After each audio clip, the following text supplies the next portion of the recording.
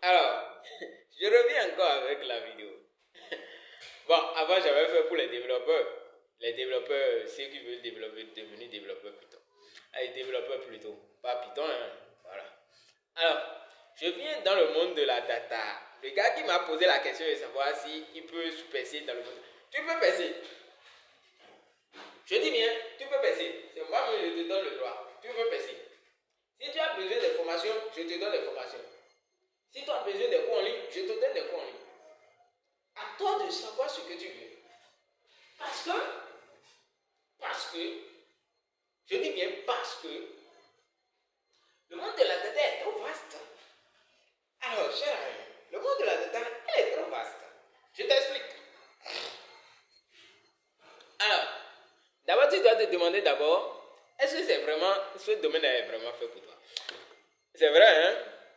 Quand moi-même j'avais commencé, c'est ce que je me suis dit, mais je me suis dit, il faut te lancer. Parce que ce qui est sûr, quand tu veux commencer quelque chose, il faut consulter d'abord ceux qui sont dans le domaine, demander ce qui se passe, etc. Est-ce que c'est un métier? Quand j'avais commencé en 2023, on me disait, la data science, c'est le métier du 21e siècle, le métier le plus sexy du 21e siècle.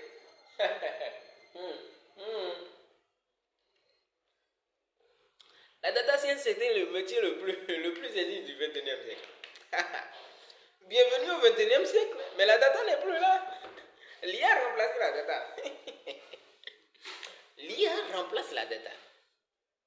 Vous savez pourquoi? Parce que l'IA aujourd'hui, ce qui est dingue,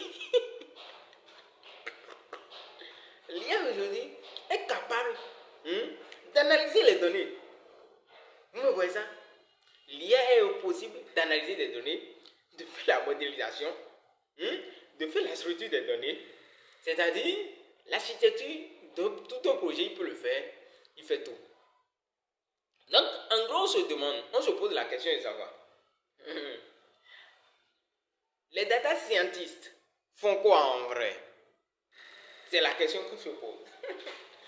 On se pose la question de savoir, finalement, on fait quoi? Alors, ce que tu dois savoir, en tant que data scientist, si tu veux t'intégrer, c'est pas pour te décourager. Hein. Non, je ne décourage jamais. Mais ce que je dis, c'est qu'il faut que tu donnes les bases, les fondamentaux. Alors, quand je commençais, je prends toujours mon exemple. Ouais, je prends toujours mon exemple parce que moi j'ai fait une reconversion très brutale. Une reconversion qui a été très brutale. Hein. Ça a été très brutal. Bon, bref, je ne suis pas là pour ça. Alors, donc, je disais tantôt, je faisais mon entrée en data. En fait, on était deux. Ouais, on était deux. Il y avait l'autre qui était un peu plus en avance sur moi. Lui comprenait déjà ce que les modèles d'intelligence artificielle là. Ouais. Et les modèles de machine learning. Quand le gars il vient sur son PC comme ça là, je vous montre. Je viens. Le gars, je disais tantôt, le gars il vient sur son PC comme ça, il prend un donné sur Kaggle comme ça. Allez, qu'est-ce qu'il lui fait? C'est qu'il rentre directement dans VS Code, il commence par coder. Import pandas ASPD, import matplotlib as PLT, import numpy, ça. Il importe seulement. Maintenant, il revient vers def load data. Ouais, il commence par définir les fonctions. Quand il définit les fonctions comme ça, il commence par balancer des trucs. Ah, le gars affiche, il sourit. Je me dis, c'est quoi ça? Le gars vient, après, il prend un modèle de régression logique, ou bien s'il prend un modèle de régression linéaire, il vient comme ça, il soumet les données, il analyse, il remplace les données, ou bien il supprime les valeurs manquantes. Paf, il a fini. Il sort un modèle d'intelligence, il est tout content. J'ai calé. Je me dis, mais mince, le gars il est bon. Alors qu'en réalité, c'est vrai ce qu'il faisait, hein. C'est vrai ce qu'il faisait, c'est le processus. On ne vit pas. Alors qu'en réalité, il ne comprenait pas quelque chose. Ce qui se passe derrière le modèle là, ce qui se passe, les mathématiques, c'est-à-dire les fondamentaux qui se passent derrière là, pour que lui, il fait une prédiction et qu'il trouve que la prédiction est exacte par rapport à l'analyse qu'il a faite. Ouais, par rapport bien à l'analyse qu'il a faite. Sans savoir, est-ce que l'analyse que j'ai faite, elle est juste ou elle est fausse? Il ne sait pas. Ouais, il ne pas. Mais lui, j'ai développé un modèle d'intelligence de d'IA, ou bien j'ai développé un modèle de machine learning, ça fonctionne, j'ai fait la prédiction avec un modèle de régression logistique, ça a donné 1, c'est-à-dire pour prédire que la dame là, qui est âgée de 60 ans, souffre du diabète lorsqu'elle est enceinte. Devinez quoi?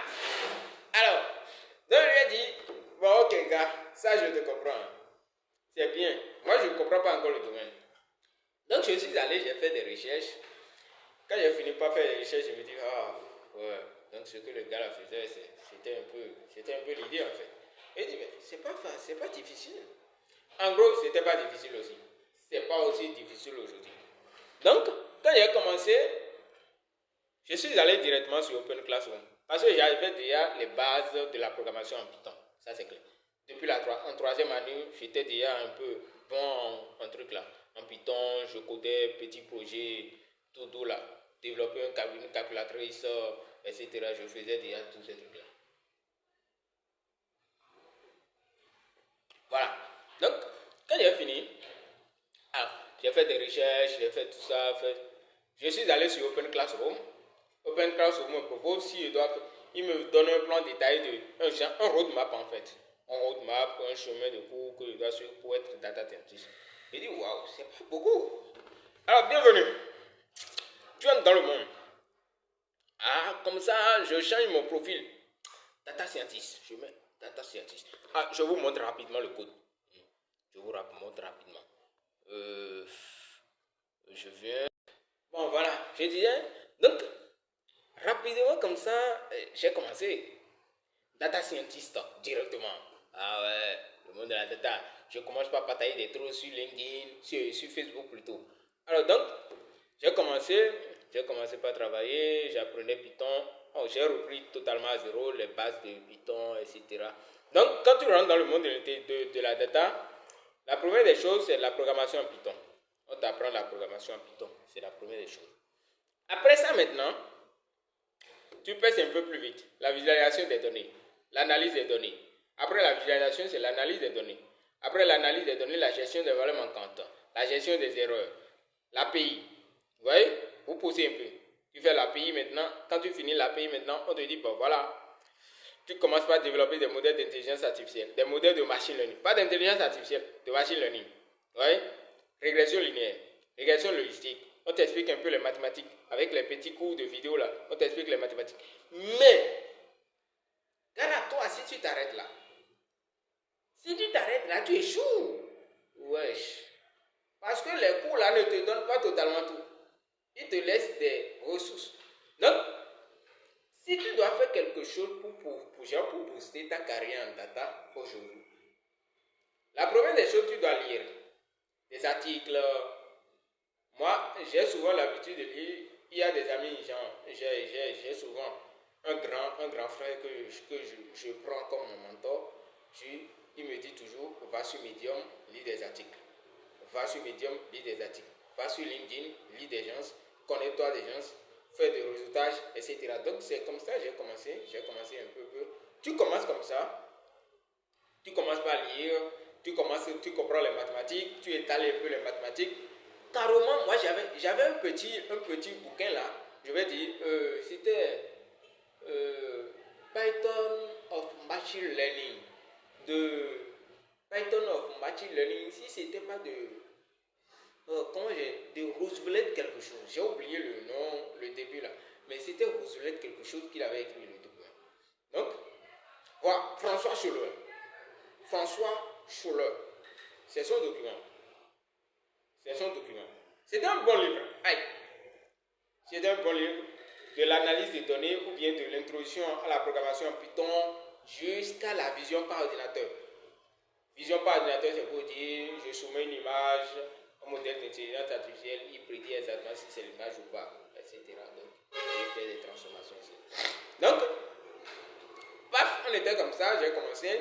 Donc, tu commences comme ça, l'analyse de données, Python, etc. Tu pousses un peu, tu vas un peu. Donc, tu commences avec les algorithmes. Ce que je te conseille aussi, il faut commencer avec les algorithmes. Après les algorithmes, tu commences avec la statistique inférentielle. Si tu ne comprends pas la statistique, laisse tomber. Ne va pas en data science. Je te dis vrai.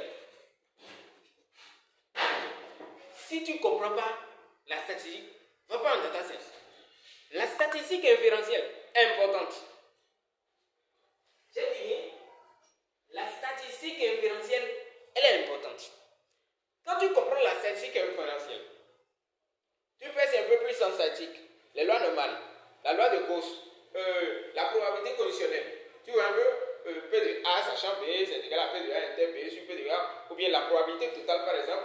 Parce que les modèles d'IA se basent sur des probabilités.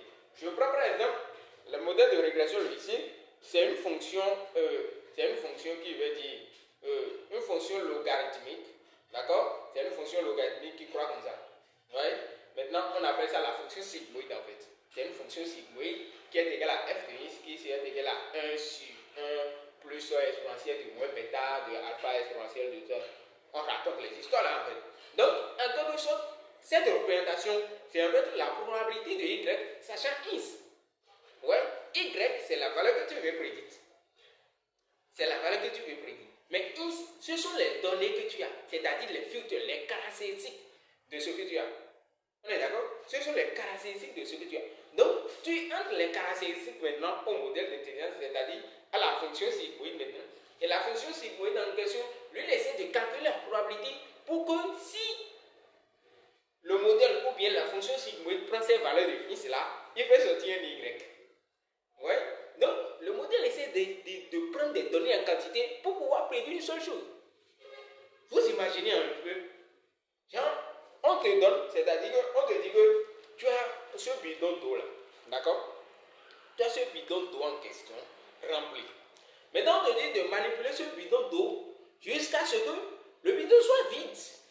Ou bien la bouteille là soit vide, complètement. Genre, je ne sais pas, est-ce que tu vas boire l'eau pour que tu puisses sortir le truc là comme ça, réduit, et puis on l'utilise? Ou bien, on te dit par exemple, je prends un exemple. Je prends aussi un exemple. Voilà. On veut calculer la superficie. Ou bien on veut déterminer, par exemple, le prix de cette chambre. D'accord? Un individu vient et me dit qu'il veut louer cette chambre, par exemple. Alors, qu'est-ce que je lui dis? Normalement, si je dois lui dire, je lui présente d'abord la chambre, etc.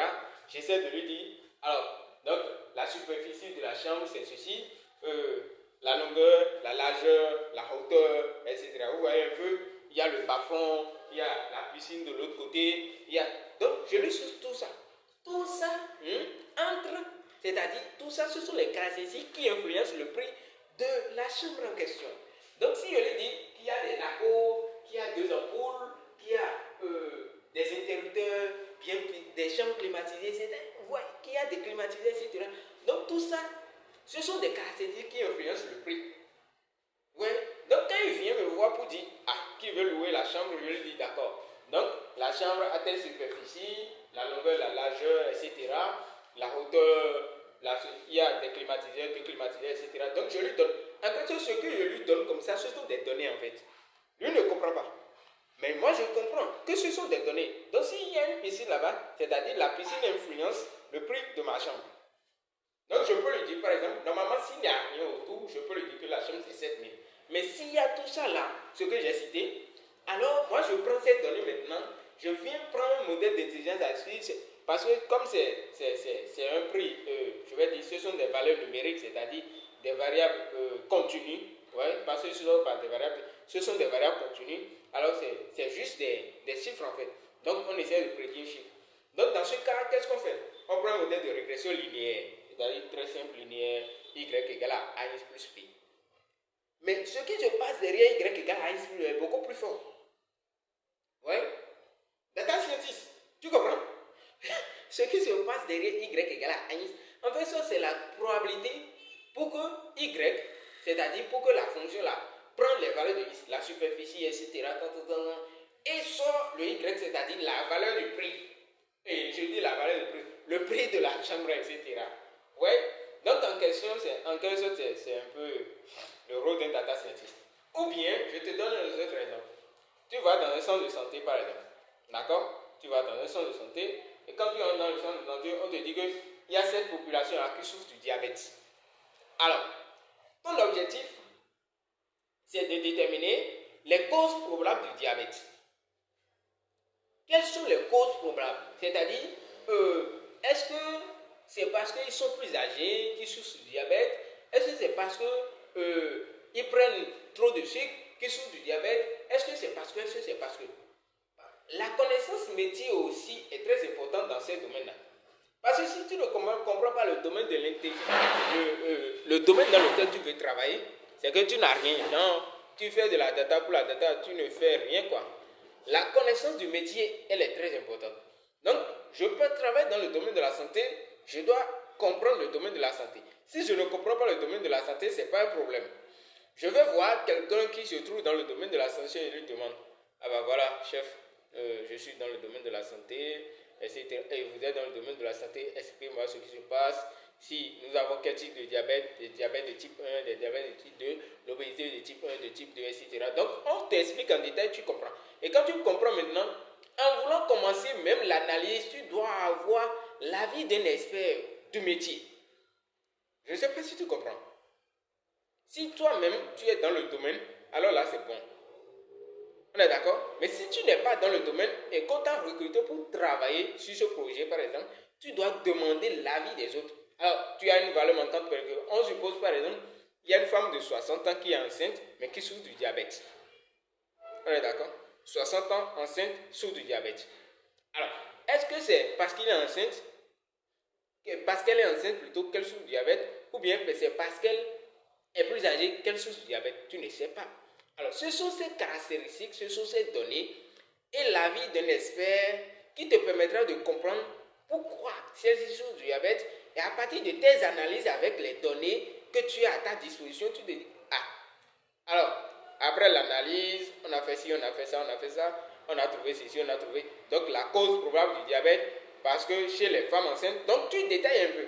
En fait, data scientist, c'est quelqu'un qui a aussi l'art de communiquer. Si tu n'as pas l'art de communiquer, c'est-à-dire, si je dis l'art de communiquer, c'est pas venir devant, prendre le micro, parler, non. Si je dis l'art de communiquer, c'est-à-dire l'art de faire du report, du rapport en fait, en anglais, report. D'accord? L'art de faire du rapport. C'est-à-dire, tu finis d'analyser, tu dois savoir communiquer les résultats. Parce qu'on ne veut pas ton pourcentage, on ne veut pas, tu dis, le modèle a prédit que 15% des patients, ou bien 15% des patients souffrent. On ne veut pas savoir ça. Parce que notre objectif dans le domaine de la santé, c'est de comprendre pourquoi et comment améliorer la solution. Tu es là pour trouver une solution et non pas pour créer des problèmes non existants en fait. Donc, les bonnes qualités d'un data scientist en question, c'est la curiosité, le métier, la maîtrise du métier, ou bien connaissance du métier. Après connaissance du métier, l'art de communiquer et le réseautage. Après l'apprentissage.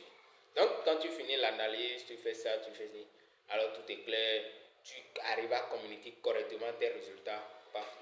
Tu ne vas pas venir devant et dire, après l'analyse des données, on a trouvé 90% des filles qui souffrent du diabète. C'est vague. On sait que les filles souffrent du diabète. On sait ça, que 90% des... Si c'est ça, on n'allait pas t'appeler. On sait que les filles souffrent du diabète. Alors, on a vu 90% des filles souffrent du diabète. Mais qu'est-ce qui est la cause? Est-ce que ce sont toutes les filles de 15 ans qui souffrent du diabète? Parce que tu n'as pas seulement les filles de 15 ans. Tu as des femmes enceintes.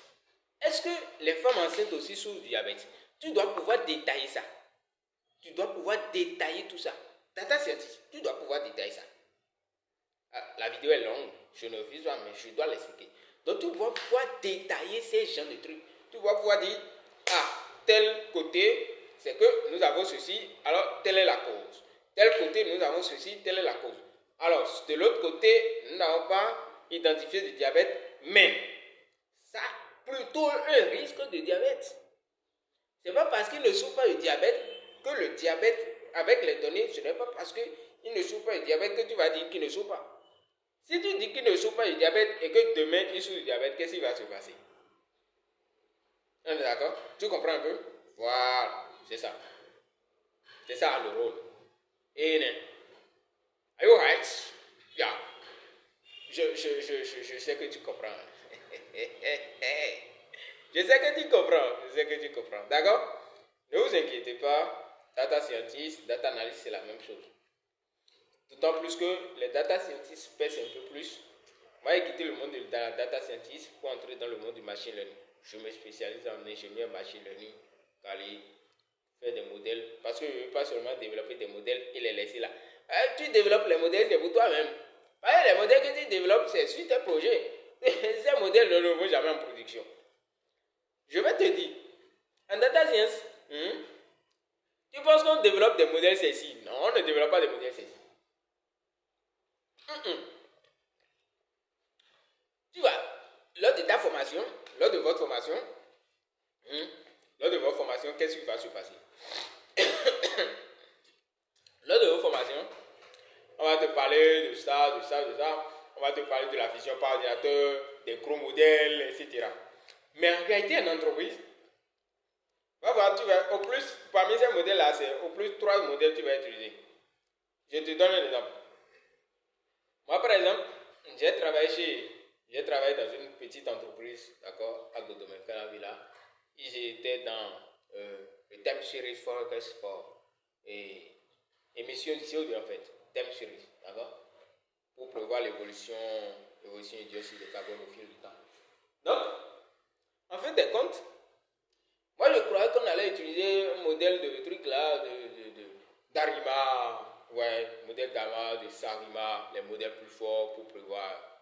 Alors qu'en réalité, utilise juste un petit modèle, il faut savoir manipuler les données, utilise le modèle un petit modèle de régression linéaire pour prédire, un modèle de régression logistique, un petit là, et puis un modèle de CSV et CVM support vector machine. Paf. Si tu comprends le modèle, comprend le sens de ce que tu fais là, et toi-même tu comprends ce que tu fais, c'est fini, il n'y a plus rien. Donc en fait, la majorité des modèles, on a d'énormes modèles. Nous avons des blateries d'énormité de modèles.